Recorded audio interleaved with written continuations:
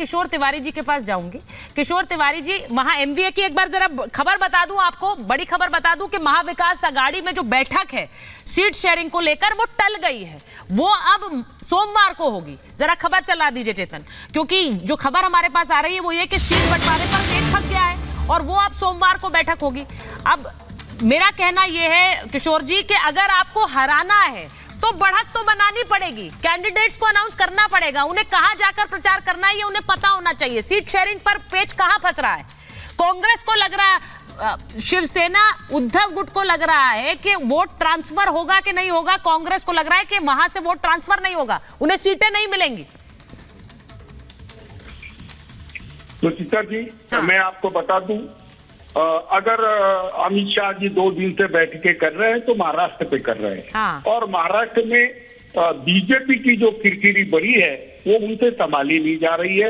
अजीत पवार 10 सीटें मांगते हैं तो एकनाथ शिंदे 17 सीटें मांगते हैं, तो बीजेपी वहां पर 48 सीटों पे लड़ना चाहती है। एक मिनट मुझे बोलने देना। तो हाँ, शिवमणि जी अपने कपड़े संभालो, हमारे क्यों गिनते हो? अभी मैं महाविकास आघाड़ी के अंदर जो पार्टियां हैं पहले से, उसमें शिवसेना, कांग्रेस और एनसीपी है और इनका गठबंधन तय हो चुका। लेकिन हम लोग चाहते हैं कि अपोजिशन का यूनिटी इंडेक्स 100% रहे, इसलिए जो कद्दावर नेता है प्रकाश अंबेडकर, इनकी वंचित आघाड़ी को उसमें समाविष्ट करना चाहते हैं और वहां पर पेच अड़ा हुआ है। आप नितिन गडकरी को ऑफर दे रहे हैं, आइए हमारी पार्टी में शामिल हो जाइए। भाई नितिन गडकरी अभी महाराष्ट्र की सीट अनाउंस नहीं हुई है, पहली बात। दूसरी बात, क्या ये सही नहीं है कि कांग्रेस को लग रहा है कि आपका वोट उन्हें ट्रांसफर नहीं होगा? ये बहुत बड़ा संकट है, 2 अलग विचारधाराएं हैं, कैसे जीतेंगे साथ में चुनाव?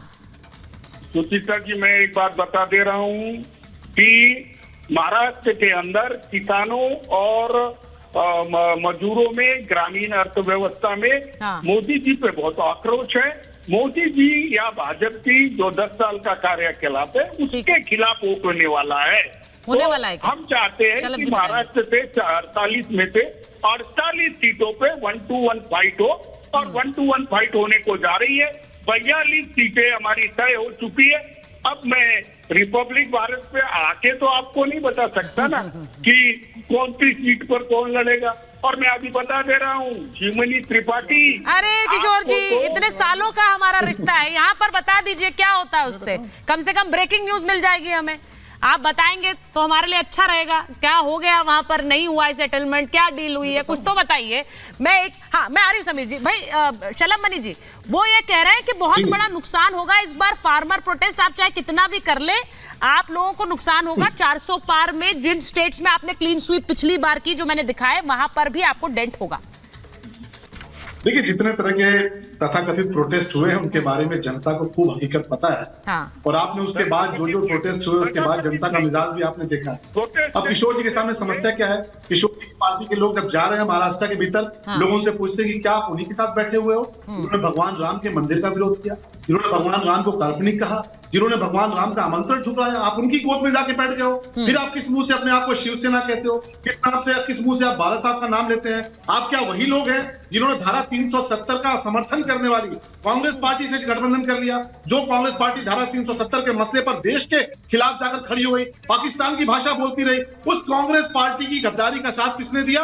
आज की तारीख में शिवसेना दे रही है। आज की तारीख में जब ये लोग जाते हैं शिवसेना के लोग, तब जनता इनसे पूछती है कि आप वही है ना जो सर्जिकल स्ट्राइक का सबूत मांगने वाले कांग्रेस पार्टी के साथ खड़े हैं? तो शिवसेना को तो समझ में ही नहीं आ रहा कि जब अपने दफ्तर के बाहर जाएं तो इन सवालों का जवाब कैसे दें। इनके पास कोई जवाब नहीं है, क्योंकि भगवान राम के मंदिर का विरोध किया, धारा 370 का समर्थन किया, सर्जिकल स्ट्राइक का सबूत मांगा, इस प्रकार की चीजों। और सीए, अभी आप देखिए सीए को लेकर चर्चा चल रही है, आप देखिएगा इनके पास कोई जवाब नहीं है।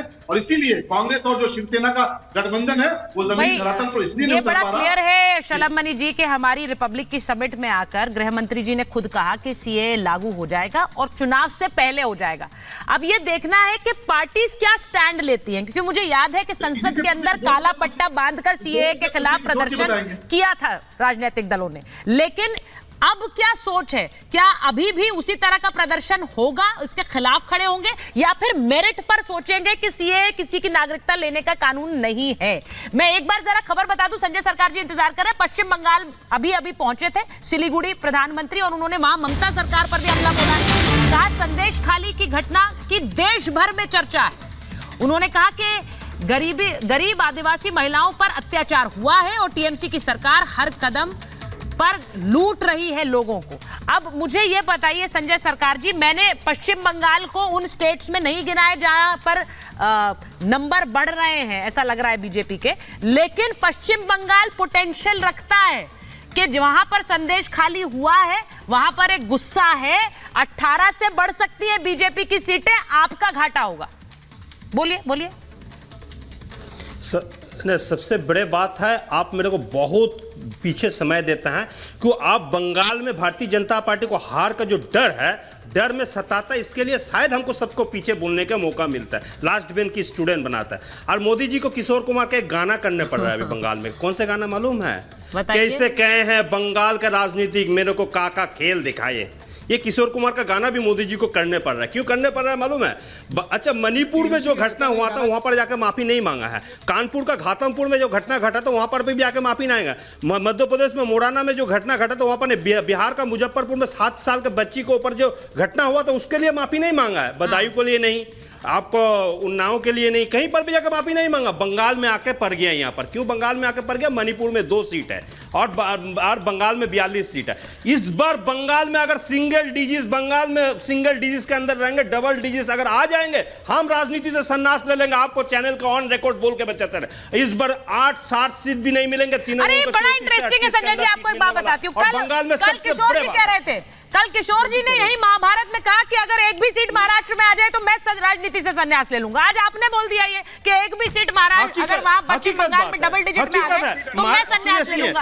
अब देख लीजिए बहुत सारे लोग संन्यास तो नहीं ले लेंगे इस चुनाव के बाद। सुनिए, हम संन्यास ले लेंगे, हम कन्याकुमारी चला जाएंगे विवेकानंद फोरम में। हम आपको वादा करता हूँ, वादा क्यों, हम बंगाली में छतरी होता है, छतरी का कीमत होता है, मतलब मुंह के बाद में कीमत होता है। आपको बता 315 सीट में भारतीय जनता पार्टी, लेकिन जनता बताए कि 24 में क्या होगा वो तो मैं नहीं जानती। 48 सीट है।